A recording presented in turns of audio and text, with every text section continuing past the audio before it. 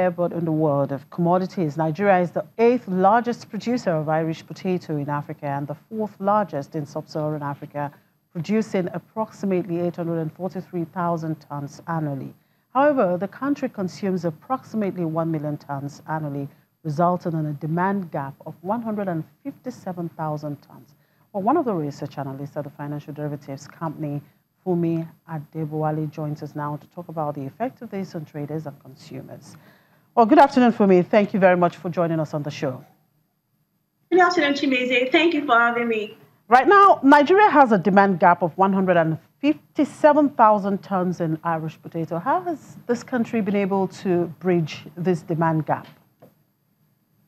Yes, like you said, Nigeria produces approximately 843,000 tons of Irish potato.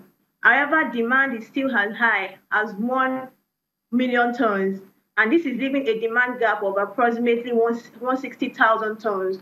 And this is because of the growing demand for this product by fast foods and restaurants. So this demand gap is definitely met through imports. However, a significant proportion of the imports are in their raw form. So meaning that food chains demand raw form of this commodity. So there is need to demand the value chain of this commodity in order to improve the quality and to be able to meet the demand of end users. Now, what are the challenges facing the Nigerian Irish potatoes farmers, and how do you think these challenges can be addressed? Yes, the Irish potato market is being faced with a lot of challenges. We have inadequate storage facilities. About 40% of the commodities produced are being lost due to storage facilities. And I would also like to emphasize that Irish potato is highly perishable. So once there is poor storage facility, we expect this increase in losses to persist. Aside this, the value chain is also underdeveloped. So there is need to develop the value chain in order to improve the quality of the produce and also to meet the demand of the end users. And also, government needs to put in place policies such as the backward policies where the value chain and need to get the raw materials from the farmers. So if these are in place, I believe that most of these challenges will be addressed and the revenue that will be generated from Irish potato will increase significantly.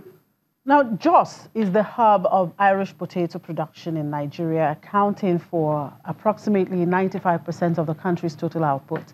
And with the herdsmen conflict in the state, what is the future of Irish potato production in Nigeria? Yes, I would like us to look at this part from the short-term perspective and also the long-term perspective. Since about 90% of the produce is from Jos, definitely in the short term, we'll see supply shortages.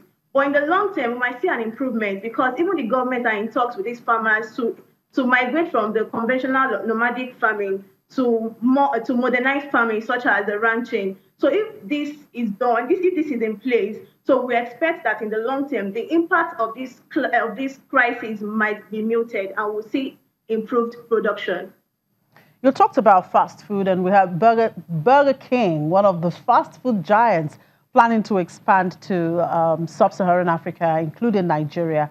Now, what would be the impact of this on the Irish potatoes market as well as the Nigerian economy?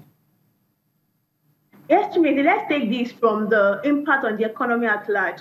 On the impact on the economy is that we might see an increase in foreign direct investment, and this is good for the Nigerian economy.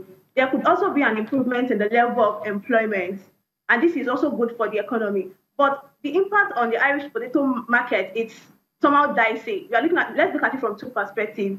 Definitely, we should see an increase in demand for Irish potato.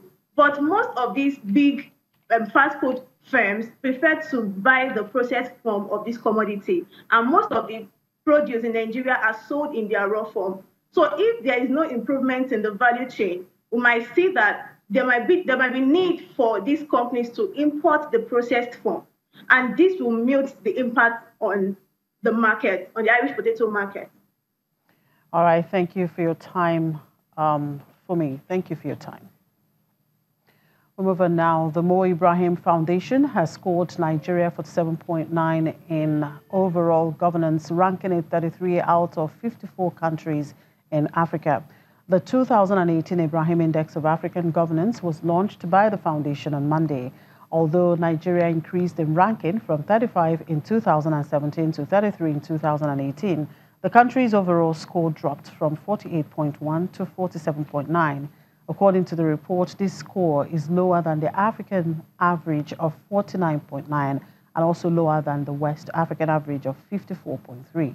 The report stated that Nigeria received its highest category score in participation and human rights, scoring 53.2, and its lowest score in sustainable economic opportunities, scoring 43.5. The UK-based off-grid power company B-Box is looking to enter 2 new African markets in partnership with France's EDF Group next year. The company's chief executive explains that B-Box wants to capitalize on growing interest in the sector from large energy companies. The 2 companies announced last week that the French power utility had taken a 50% stake in B-Box's operation in Togo, where it won a tender to bring electricity to 300,000 households without access to the national grid. The CEO did not name the countries, but said one was located in West Africa and the other in Southern Africa.